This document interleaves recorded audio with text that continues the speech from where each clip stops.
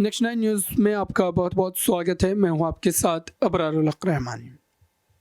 दर्शकों, आम आदमी पार्टी के खिलाफ ईडी सीबीआई का खेल बीते साल से आप देख रहे हैं और किस ढंग से आम आदमी पार्टी के कई बड़े वरिष्ठ नेताओं को जो है अचानक गिरफ्तार करते हुए जेल में डाल दिया गया।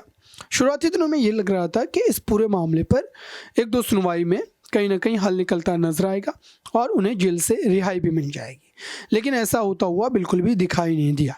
अब आम आदमी पार्टी इस जो है कश्मकश में फंस चुकी है कि वो इसका पूरी तरीके से जो है विरोध करती नजर आए या फिर इस पूरे मामले पर ज़्यादा बोलने से परहेज़ किया जाए, क्योंकि अगर इसमें कार्रवाई का दायरा बढ़ाया जाता है, जैसा कि इस समय देखने को मिल रहा है, अरविंद केजरीवाल को समन जारी कर दिए गए हैं तीसरे, और ऐसे में अब उनकी बारी है कल यानी कि 3 जनवरी को वो इस पूरे मामले पर अपने पक्ष को रखेंगे और दरअसल इस पक्ष से कई सारी बातें स्पष्ट भी हो जाएंगी कि अरविंद केजरीवाल ने जो वहाँ पर अपने बयान को रखा क्या वो संतोषजनक है और क्या इस पर पूरी तरीके से ईडी जो है यहाँ पर संतुष्टि जताती नजर आएंगे। और अगर ऐसा नहीं हुआ तो साफ तौर पर आप ये मान करके चलिए कि इसका कहीं ना कहीं खामियाजा जो है आम आदमी पार्टी को भुगतना पड़ेगा।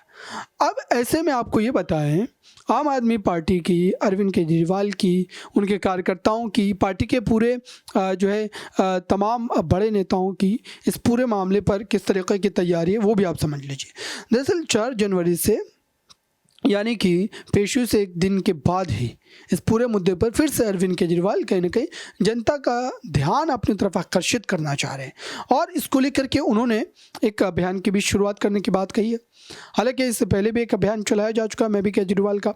अब ऐसे में उन्हें ये यकीन है कि इस पूरे मामले को अगर वो इस तरीके से प्रस्तुत करेंगे कि अरविंद केजरीवाल को या आम आदमी पार्टी को पूरी तरीके से दबाने का प्रयास किया जा रहा है, पार्टी को ख़त्म करने की कोशिश की जा रही है, तो ये कहीं ना कहीं जनता के बीच एक उत्साह और एक लगाव का भाव जो है वो पैदा करेगा और इससे उनको एक राजनीतिक लाभ जो है वो भी मिल सकता है। इस पूरे मामले पर एक प्रेस कॉन्फ्रेंस की गई। आम आदमी पार्टी के दिलीप कुमार जो विधायक हैं, आइए सुनाते हैं आपको उन्होंने इस प्रेस कॉन्फ्रेंस में कई सारी बातें कही है।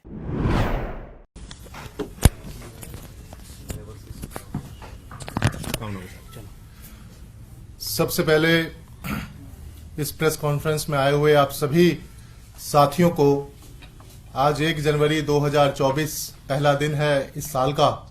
आप सब लोगों को नववर्ष की ढेरों ढेरों शुभकामनाएं। और इस साल की ये पहली प्रेस कॉन्फ्रेंस है। जैसा कि आप सब लोग जानते हैं कि 1 दिसंबर 2023 से मैं भी केजरीवाल अभियान हमारी पार्टी ने, हम लोगों ने लॉन्च किया था, जिसका मकसद था एक एक घर में जाकर के सभी लोगों से बात करना, सबको इस पूरे मकसद के बारे में समझाना और उनका राय जानना। और आपको जान करके, हम सबको जान करके ये बहुत खुशी है कि जितना हमने सोचा था उससे बियॉन्ड एक्सपेक्टेशन रिजल्ट्स आए हैं।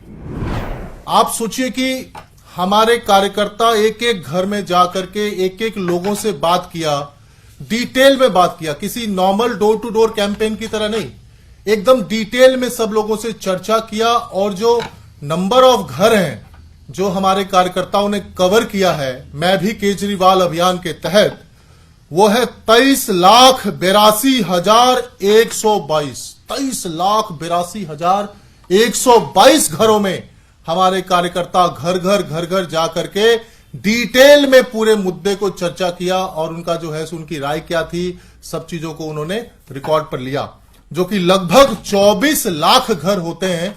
और अगर एक घर में अगर हम ये मान लें कि 4 लोगों का भी परिवार है, 4 लोग भी अगर हैं, तो इसका जो है अगर आप इसको कैलकुलेट करेंगे तो 96 लाख लोग, लगभग 1 करोड़ लोगों से डायरेक्ट संवाद इस पूरे। तो आपने सुना दर्शकों, अब ये आम आदमी पार्टी का पक्ष है। आम आदमी पार्टी इस पूरे मामले पर इस तरीके से तैयारी कर रही है जोर शोर से, और कहीं ना कहीं बीजेपी को इस बात से ये मैसेज देने की कोशिश कर रही है कि अगर इस पूरे मामले पर भाजपा आम आदमी पार्टी के खिलाफ माहौल बना सकती है तो आम आदमी पार्टी भी ठीक इसी मुद्दे पर जो है अपने लिए भी माहौल जो है क्रिएट कर सकती है।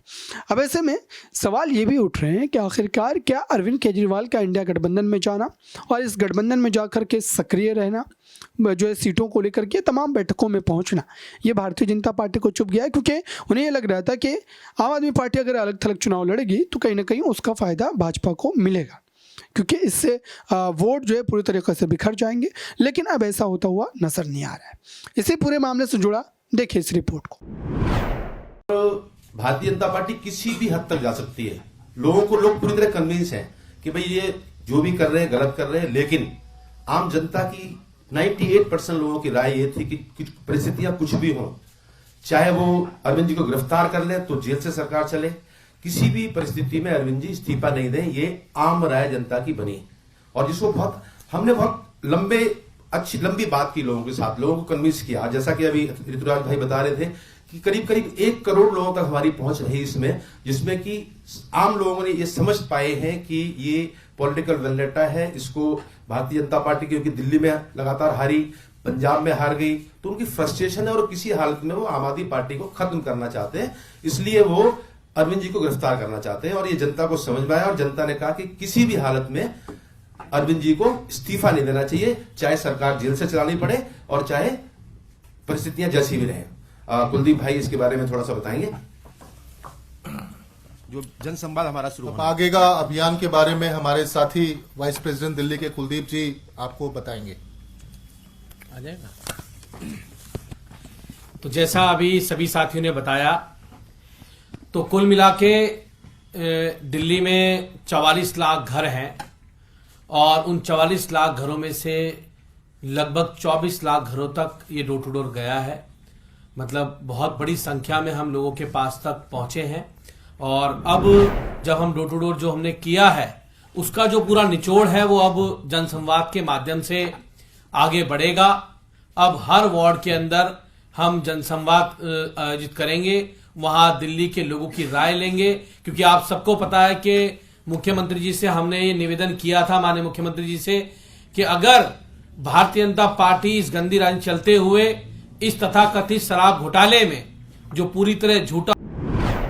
तो आपने देखा दर्शकों, आखिरकार इस पूरे मामले पर इतनी राजनीति क्यों हो रही है और क्यों इस मुद्दे को लेकर के साफ तौर पर जो है ये स्थिति बनती हुई दिखाई दे रही है। फिलहाल हम लगातार इस पर नज़रें बनाए हुए हैं, जो भी अपडेट होंगे वो आप तक पहुंचाते रहेंगे। अब देखते हैं कि कल जब सुबह इस पूरे मुद्दे को लेकर के साफ तौर पर अरविंद केजरीवाल कहीं ना कहीं ईडी दफ्तर पहुंचेंगे या फिर एक बार फिर से वो नहीं पहुंचने का नाटक करेंगे, ये देखने वाली बात होगी, क्योंकि कल का दिन काफ़ी ज़्यादा अहम माना जा रहा है आम आदमी पार्टी के लिए भी और आम आदमी पार्टी के भविष्य की राजनीति के लिए भी। फिलहाल इस खास रिपोर्ट में बस इतना ही। जुड़े रहें बड़ी खबरों के लिए नेक्स्ट 9 न्यूज़ के साथ।